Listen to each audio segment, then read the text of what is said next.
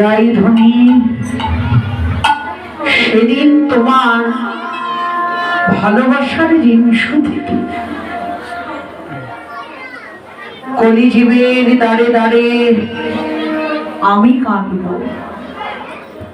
আমি কাঁদব, আর আমার সঙ্গে কাঁদবে জগতের প্রত্যেকটি জীব। সেদিন আমি কাউকে বাকি রাখবো না।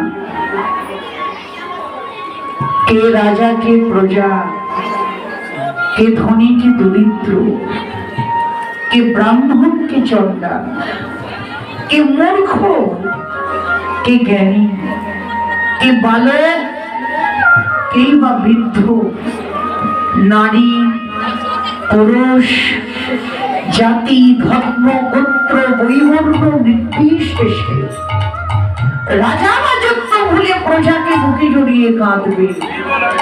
ব্রাহ্মণ চণ্ডালকে আলিঙ্গন করতে হাত বাড়িয়ে, বাবা এই যে আমরা একে অপরের পাশাপাশি বসে আছি, হরিনাম কৃষ্ণ নাম শুনছি, ভক্ত সঙ্গ সাধু সঙ্গ করছি, এটা যে আমার গৌর হরি ভগবান চৈতন্যদেব এসেছিলেন বলে এটা সম্ভব হয়েছে। মহাপ্রভু যদি না আসতো এটা কোনোদিনই সম্ভব হতো না। শাস্ত্রে বললেন না, যদি গৌর না হইত কেমন হইত, কেমনই ধরিতাম দে রাধার মহিমা প্রেম রস সীমা জগতে জানাতো কে? এটা যে আমার গৌর হরির কৃপা। তিনি যে নিজেই বলেছেন, পৃথিবীতে আছে যত নগরাদি গ্রাম সর্বত্রই প্রচার হবে মোর নাম। এটা আমার মহাপ্রভুর অবদান। তিনি জাতি, ধর্ম, গোত্র, বৈবর্ণ নির্বিশেষে রাজা রাজত্ব বলে প্রজাকে বুকে জড়িয়ে কাঁদবে, ব্রাহ্মণ চণ্ডালকে আলিঙ্গন করতে হাত বাড়িয়ে দেবে।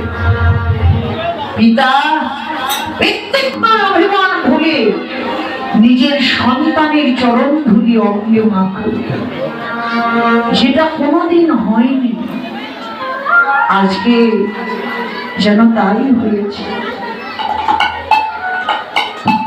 বললেন, হে রাধে, সেদিন তোমার প্রেমের ঋণ শুধু তোমার চোখের জলের বিশ্রাম দিতে আমি কাঁদব, আর আমার সঙ্গে কাঁদবে জগতের প্রতিটি জীব।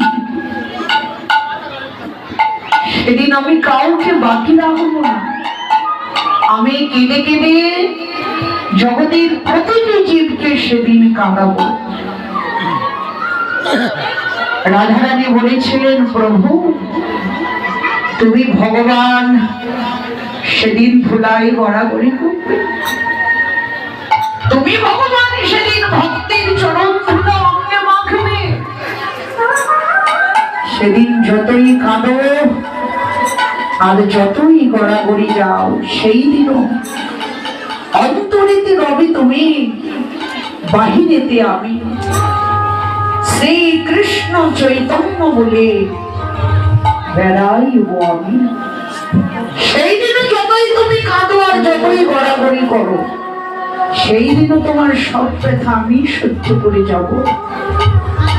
এবার রাধারানীর কান্তিটা রইল বাহিরে, আর কৃষ্ণ কান্তিখানা রইল অন্তরে।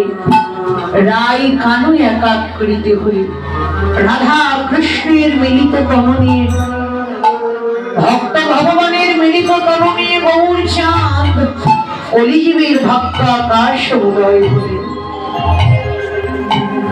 বললেন, আজকে কলিজীবের ভক্ত আকাশ মহাপ্রভু উদয় হয়েছেন, তার অন্তরে কখন যে কোন ভাবে উদয় হয়, তিনি যে কখন কোন ভাবে বিভাবিত হন, সেটা বোঝাও যায় না, আবার কাউকে বোঝানো যায় না। তার অন্তরে এক এক সময় এক এক ভাবের উদ্দীপন। আজকে সুরধ্বনি গঙ্গা তীরে দাঁড়িয়ে, গঙ্গা তীরে দাঁড়িয়ে নদিয়া